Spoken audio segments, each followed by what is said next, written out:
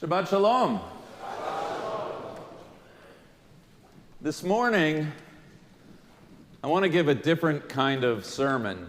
I want to speak to you, I want to teach you about Jewish ethics by way of what is perhaps the most famous verse of this week's Torah reading, if not the entire Torah. Leviticus 19:18, you shall love your neighbor as yourself.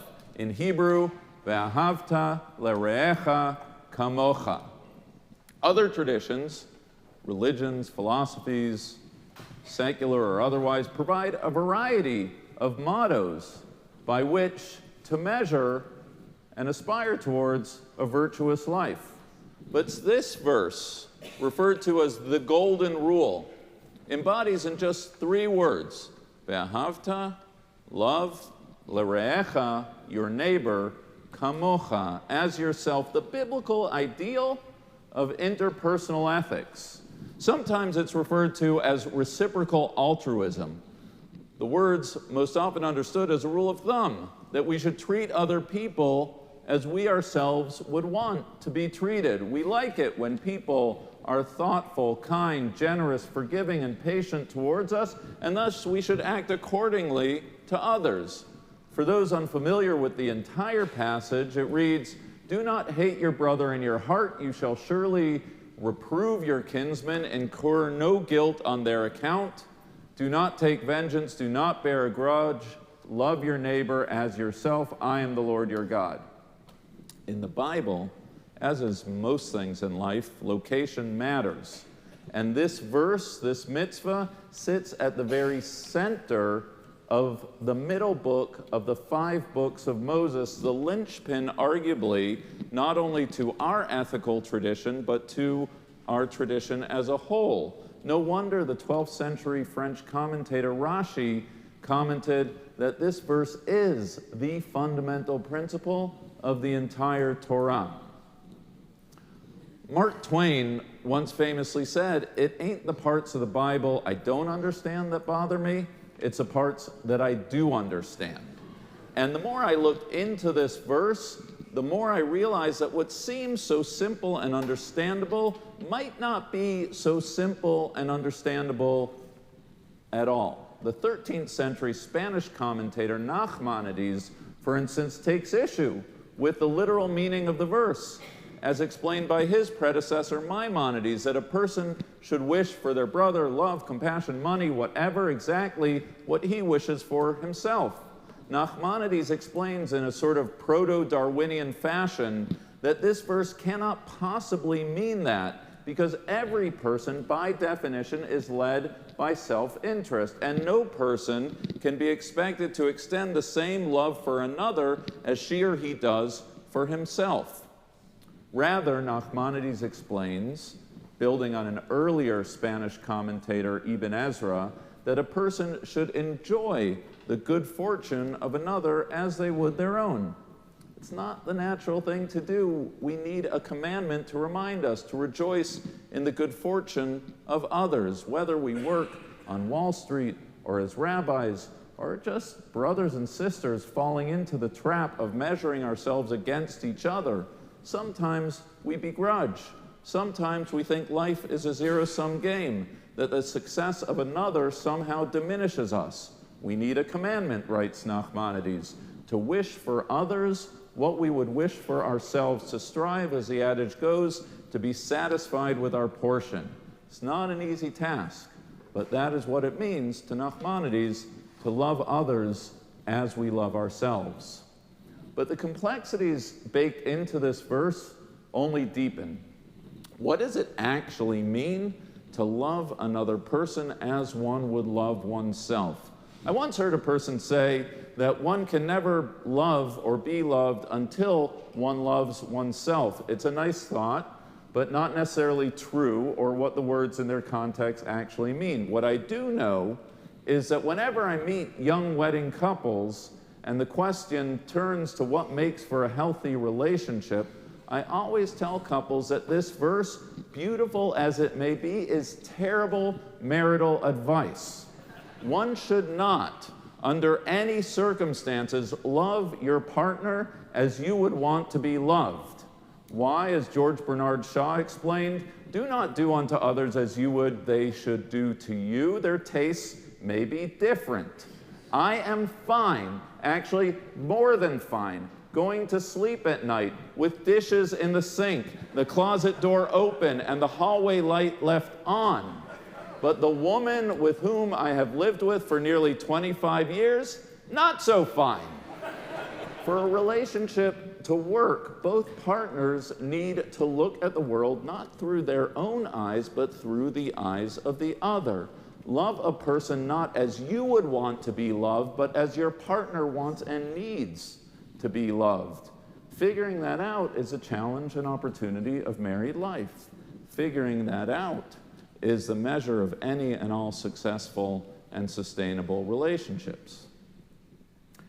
And then, of course, there's a question of the meaning of the word neighbor. The verse specifies a series of people: siblings, kinsmen, members of our people, and neighbors. No commentator actually suggests that this word refers to a neighbor, as in the guy living next door, but doesn't mean someone in whose proximity you dwell, someone with whom you share citizenship, someone with whom you share faith. Some commentators understand this verse as expansive language, meaning to include your neighbor, be that person an Israelite or non-Israelite. Others, just the opposite. When asked to name the most important verse of the tradition, one rabbi of the Talmud named Ben Patera chose a verse affirming every human being descending from the same initial creation, meaning that Rabbi Ben Patera was a universalist. Rabbi Akiva, a more familiar rabbi, on the other hand, named our verse, often understood to signal that Akiva was a particularist, holding that one should love one's own kin more than anyone else's. Rashi's grandson, Rashbam, reads the verse in a deeply particularistic and conditional fashion. Love your neighbor if that neighbor is like you. Hundreds of years later, Moses Mendelssohn read the verse in a universalist fashion. Love your neighbor because he is you, meaning as equally human as you are. The mystical humanist Martin Buber goes even further, stating, love your neighbor, he is you, meaning you don't just share the divine image with that person, you share a destiny with that person. In the words of Martin Luther King, we are caught in an inescapable network of mutuality, tied in a single garment of destiny.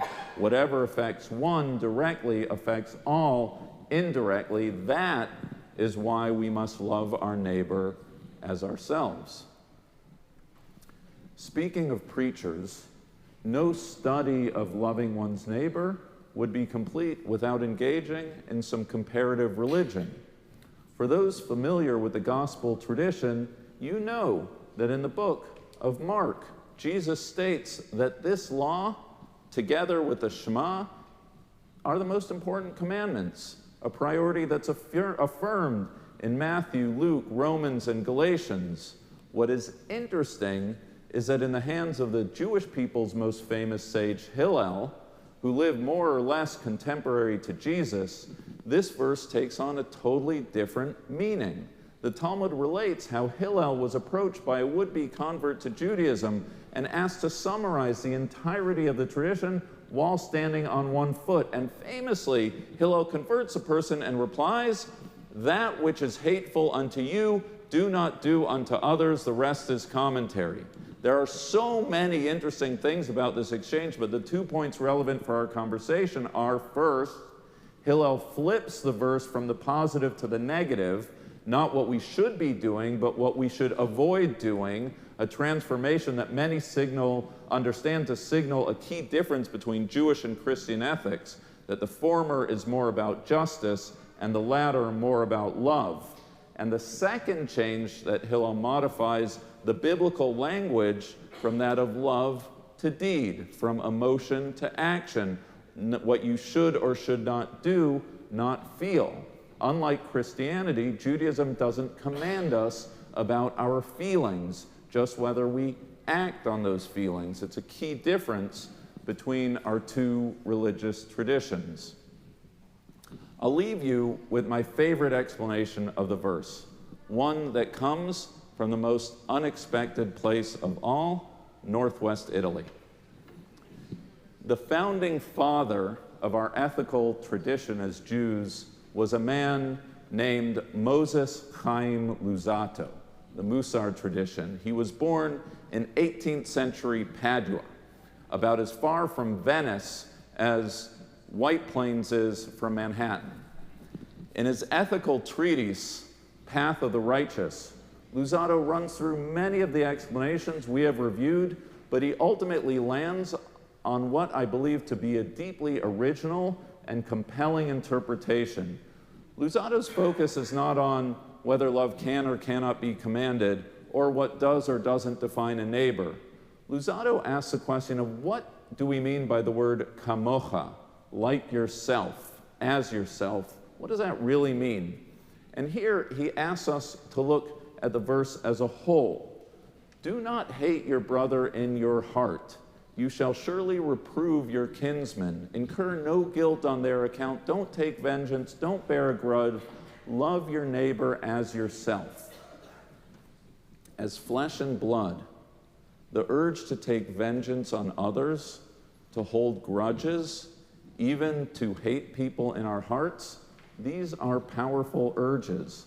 All of us hold hurts and slights and disappointments bottled up inside. The Torah understands this and therefore commands us not to hold these things in, or even worse, gossip about them with others, or in this day and age on social media.